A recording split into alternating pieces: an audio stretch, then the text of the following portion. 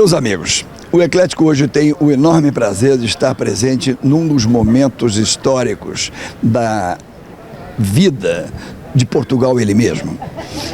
Aqui estamos comemorando no dia 10 de junho, e este é o 10 de junho de 2023, não só a morte de Luís de Camões, que é um dos expoentes máximos da literatura portuguesa, mas principalmente a história de Portugal e das comunidades portuguesas através do mundo. Ou seja, hoje é o dia de Portugal, de Luís Camões e das comunidades portuguesas. Esse é um dia que é comemorado por todos os portugueses no mundo todo, em todas as áreas lusófonas, onde você encontra raízes e lembranças de Portugal. E nós, naturalmente, aqui em Teresópolis, na Casa de Portugal, não poderíamos passar essa data em branco. Portanto, nós viemos aqui para acompanhar o hasteamento da bandeira. Vamos ter a oportunidade de trocar algumas palavras com o nosso presidente e com o decano da casa. Convido vocês a que participem conosco do hasteamento das bandeiras, um dos principais símbolos da vida de todos os países. Vamos lá!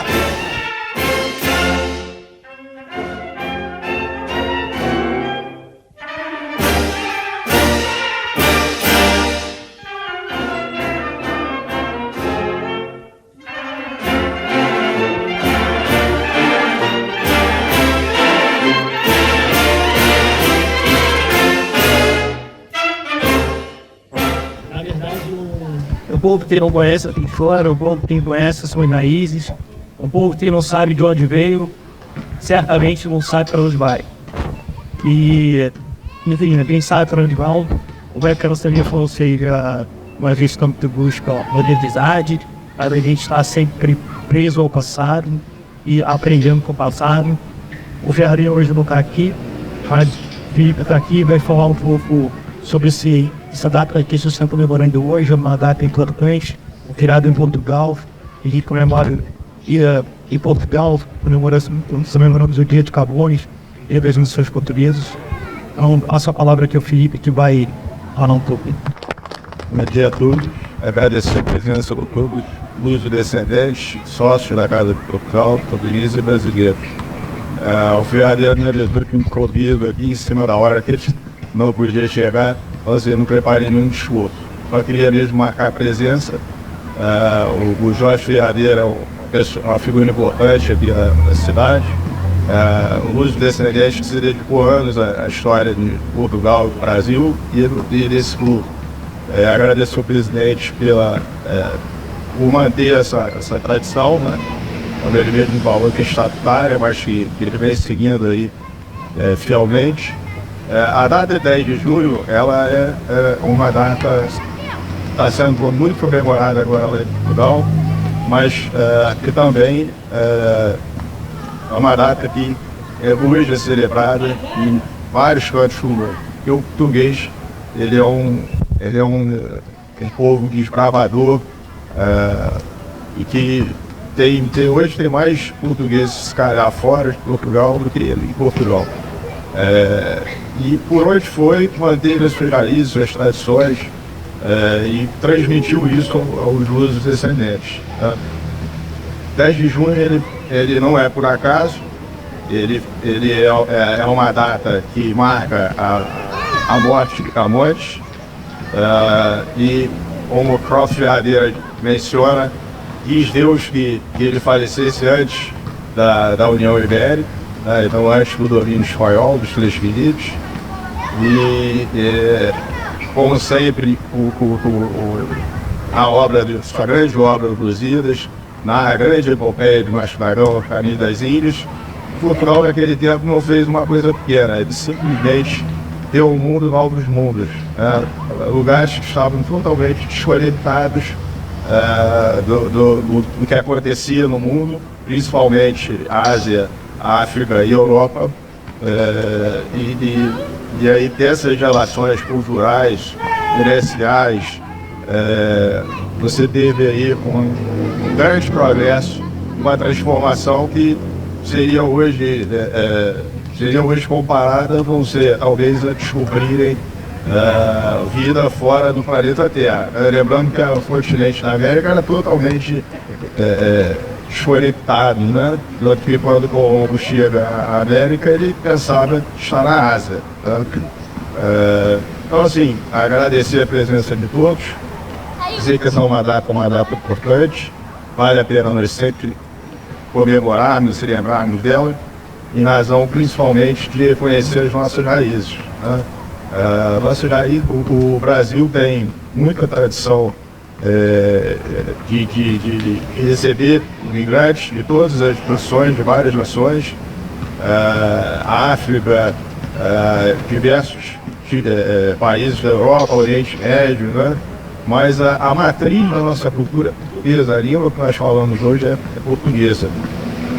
A maior biblioteca fora de Portugal, a Real Gabinete Português de Leitura, com obras raríssimas, fica no Rio de Janeiro. O Rio de Janeiro foi o único caso no mundo de uma colônia que teve uma capital, que virou uma capital europeia. Então o Rio de Janeiro foi capital de Portugal, sim, junto com Lisboa, no período do Reino Unido, de 1814 até a independência de 1822. Então agradecer aí a presença a todos e lembrar que essa construção de repensar que foi a nossa história e projetar que nós queremos para o futuro é constante. E só com a educação, com o estudo e com muito respeito ao nosso passado é que a gente consegue isso. Agradecer a todos aí, muito obrigado. Viva a Casa de Portugal. Foi embaixo. Meus amigos, é uma honra enorme fazer parte desta família portuguesa e eu também tenho o Vieira no nome. Vieira do Rio é a origem da minha família. Eu sou nascido na cidade de Bagé, como a maioria dos filhos também já sabem, e eram os famosos Vieiras de Bagé. Uma família de 11 irmãos dos quais o meu pai era um caçula. Portanto, estar presente hoje num momento desses que é equivalente ao nosso 7 de setembro brasileiro, porque é o dia de Portugal, é o dia de Camões e é o dia das comunidades portuguesas do mundo afora. E os portugueses estão espalhados, como bem disse ele, em todos os cantos do mundo. Quer dizer, a comunidade lusófona, inclusive recentemente, quando eu digo recentemente, há poucos anos atrás, houve essa grande reforma linguística para que adequassem a língua mais ou menos em um parâmetro para que todos pudessem cada vez mais bem comunicar usando português. Portanto, com grande satisfação, eu participo hoje pela primeira vez e com toda certeza não será a última, deste momento de hasteamento da monteira que é extremamente simbólico. Meus amigos, e hoje dando sequência no nosso projeto A História da Casa de Portugal, vamos passar para o segundo capítulo. Estamos aqui, eu e o nosso mestre, Dr. Jorge Ferradeira, que vai dar sequência a partir da onde paramos na última vez. Doutor, então, vamos... Agora nós vamos para a capela da Casa de Portugal, que nós iremos falar sobre o catolicismo em Teresópolis e a influência do catolicismo na colonização dessa cidade. Aí tem vocês o tema. Passaremos então a capela. Vamos com a gente.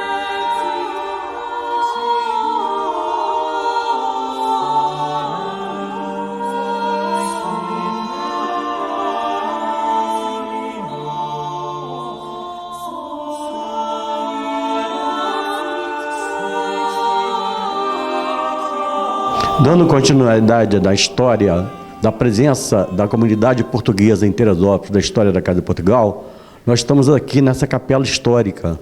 E é preciso explicar que todo o descobrimento português, toda a expansão marítima portuguesa, teve como objetivo a cristianização dos povos que foram conquistados. Ou seja, a Cruz de Malta, que ia na embarcação portuguesa, era levar o cristianismo. Levou o cristianismo à Índia, a Goa, a China, Macau, a Oceania, a África. E aqui em Teresópolis nós tivemos a presença do curato. O que era o curato? Toda cidade de origem portuguesa, ela era formada em torno da capela da igreja e do cemitério. Então, em 1855, foi autorizado a construção do cemitério municipal.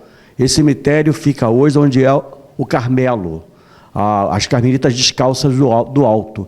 E também foi autorizado a capela de Santo Antônio Ipacaqué. Essa capela hoje está lá onde é o Ginda Bloch. Ela ficava no meio da avenida, que conduz ali aquela rua que vai subir e vai sair na Cascata dos Amores. Essa é a capela primitiva, essa é a primeira capela de Teresópolis. Depois, sim, que foi levada a capela para onde está atualmente, que foi uma doação do Sloper, da família Sloper, para a capela onde atualmente se localiza a igreja de Santo Antônio Ipacaqué.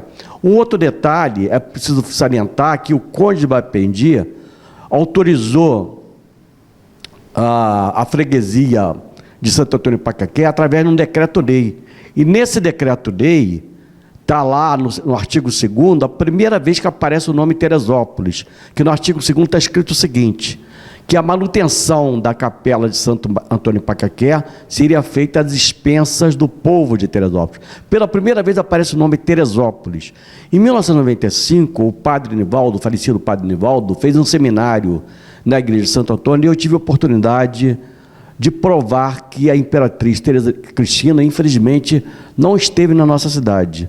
O comendador Coelho, que comprou as terras do Alto, do descendente do Márcio, um dos filhos do Márcio, do Guilherme Teiro Márcio, que foi médico em Niterói, ele cedeu a Teresa Cristina, imperatriz, uma grande extensão de terra com o objetivo que ela construísse alguma coisa como foi construída pelo seu sogro, Dom Pedro I, em Petrópolis. Mas a dona Teresa Cristina, imperatriz, não teve interesse. Uma coisa importante salientar é que, até hoje, nenhum historiador conseguiu descobrir documentos de doação dessas terras para a imperatriz Teresa Cristina. Então, portanto, aí a influência, quer dizer, a Igreja Católica, no primeiro e segundo reinado, era ligada ao poder imperial. Dom Pedro I e Dom Pedro II tinham autonomia para nomear bispos, padres, para intervir em horários de ritos religiosos. Era o poder dele, era um poder que ele mantinha acima mesmo do Papa. Ele tinha autonomia até mesmo para demitir bispos. Houve várias questões religiosas no governo de Dom Pedro II, principalmente, que ele puniu padres e bispos. Isso levou a um conflito religioso. E aqui em Teresópolis nós vamos ter isso, nós vamos ter a presença importante. Essa capela é em homenagem à Nossa Senhora. Ela, uma vez por ano, ela recebe a visita da imagem peregrina de Nossa Senhora de Fátima.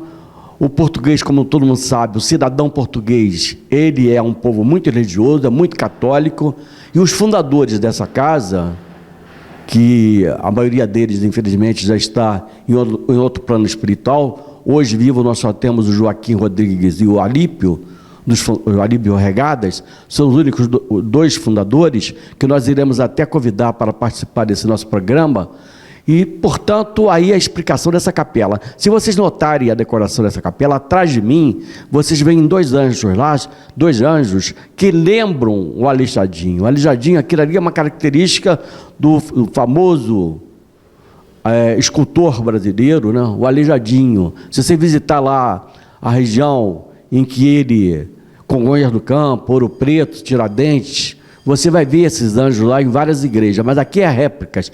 E essas réplicas estavam lá com o Taveira. O Taveira é fundador da Casa de Portugal e é fundador também da Beneficência Portuguesa. Foi um português muito ilustre na cidade, como também foi o Manuel Lebrão, dono da Colombo, que nós vamos gravar na casa que era dele, como também foi o Teixeirinha, que foi um dos primeiros prefeitos da cidade, como também foi o Granado, que teve aqui uma extensa plantação medicinal que servia, que ele usava para fazer medicamento. Ele foi fornecedor da Casa Imperial de Dom Pedro II. Se você for na 1º de março, lá tem ainda, no Museu da Granado, tem lá a autorização do imperador para que ele fosse fornecedor de medicamentos da Casa Imperial. Então, Teresópolis tem muita presença lusíada, presença portuguesa. E nessa casa aqui já aconteceu, nós vamos passar daqui a pouco, nós iremos para o Teatro da Casa, onde nós iremos falar de vários eventos que aconteceram nessa casa, que marcaram a cultura, a intelectualidade, o teatro, as artes, o balé, o canto orfeônico, tudo isso foi presente aqui na Casa de Portugal. Essa casa tem muita história para contar, e nós precisamos contar essa história para os nossos descendentes. Por isso, eu convido os senhores para, no próximo bloco, nos assistir lá no Teatro da Casa, logo adiante. Obrigado e até já.